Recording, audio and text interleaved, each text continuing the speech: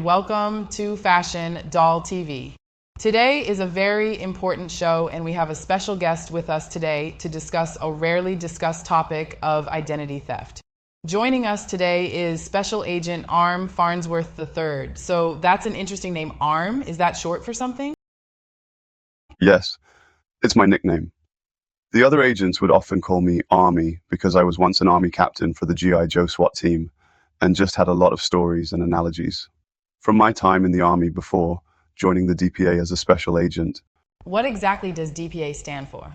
We are the Doll Protection Agency, and we help intervene in cases of counterfeit doll transfers and identity theft. We traced an unlicensed doll transfer to Juju. Oh my gosh, that's horrible. Why would any dolls steal another doll's identity? For money? Wow, that's insidious. Like, how would that even work? That's right. They are paid actors who try to infiltrate major doll cities in place of other dolls for their elite counterfeit organization. The organization takes the funds that the look-alike doll pays them to be rehomed. The doll hopes that they look enough alike that they get the same treatment, housing, and monetary benefits that the real version of the doll would get. A doll collector, such as the Empress who missed out on the original sale of popular doll, might find an inexpensive or regular price version of the doll on eBay. That doll is listed with a stock photo by a lesser-known seller that seller ships the counterfeit. Then the seller disappears. eBay will ultimately take the loss in returning the money or the bank if the seller really has to fight. If the counterfeit is good enough, is it really a problem? You really think the counterfeit will be good enough? Wasn't Juju expectantly waiting for someone? Oh my gosh, you said someone famous. Was it Keisha's cousin LeBron? Exactly. Do you think she would easily fall for a counterfeit version of her cousin? Would that be acceptable to her? No, not at all. What an extreme version of deception. No worries.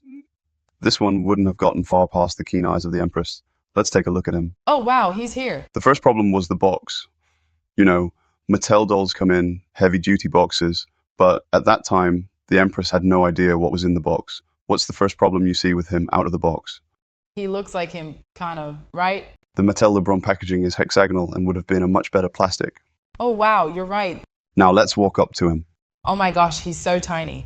Yes, he's not even as tall as you, a 12-inch doll, but was sold as 13 inches. I am 14 inches for comparison. For another comparison, BTS member Jimin has volunteered for a height comparison. He's considered an 11-inch doll. You can see that the LeBron counterfeit has a smaller head than all of us. Let's see. Some other anomalies instead of Kenbassadors, a play on the word ambassador. It says Kendasters missing a vowel and has the letter D instead of B. The Barbie signature says Barley with a cursive L. On the back, the text about the doll is quite blurry, but even beyond that, I'm a man of exquisite taste and his clothes are ill-fitting. His waistband is elastic and bunched up his shirt, a tad too short. So what will happen to him? I have to wait until headquarters makes the final decision. So I won't be able to interview him? Probably not, but maybe we can partially test him out since his package isn't properly sealed. You can see that he was a spray-painted fair-tone body by the fairness at the joint. But unlike this example body, there is no joint at the ankle. He does have rotation at the hip joint, which allows him to do the side splits.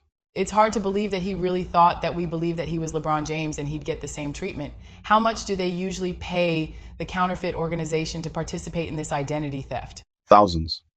First of all, they have to pay for their own surgery to look like the person whose identity they are trying to snatch. They have to pay for their flight.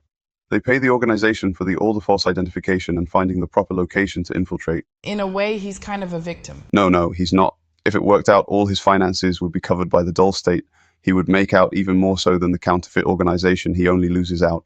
If the process fails, since he's failed after he's fully processed, he won't receive any benefits. He'll be stripped and sent to the Goodwill facilities. Well, there you are. Folks, keep one eye ever vigilant to ensure that everyone around you truly belongs in Juju and isn't trying to take advantage of us all. See you next time on the Fashion Doll Show.